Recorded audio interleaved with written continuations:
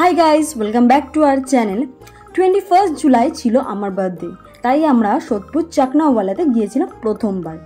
প্রথমে তো গিয়ে আমাদের কিছুক্ষণ ওয়েট করতে হয়েছে, কেননা প্রচুর পরিমাণ ভিড় ছিল।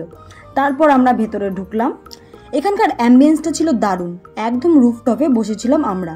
সামনের দিকটা পুরোটা খোলা, আর যেখান থেকে নিচের দিকে তাকালে পুরো সোদপুর শহরটাকে উপভোগ করা যায়।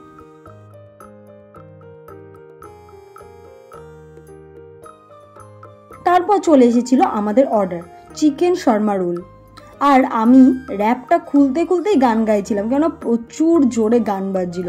আর এই মিউজিকের জন্যই এখানকার অ্যাম্বিয়েন্সটা আরও মনোমুগ্ধকর হয়ে ওঠে। আর এই শর্মা রোলটার প্রাইস ছিল মাত্র 100 টাকা। 100 টাকাতে একটা শর্মা রোল প্লাস আবার স্যালাড, ওয়াও!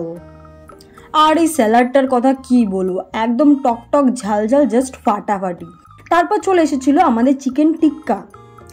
এটার প্রাইস ছিল মাত্র 165। এখানে প্রত্যেকটা আইটেমের প্রাইস খুবই রিজনেবল।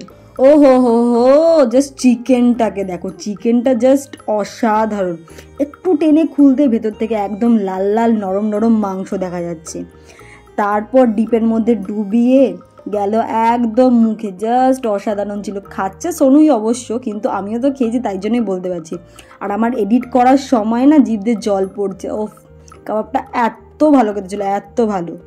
পেট পুজো আমাদের কমপ্লিট। চলো এবার বাড়ি যাওয়া যাক। দেখা হচ্ছে আবার আমাদের নেক্সট ভিডিওতে।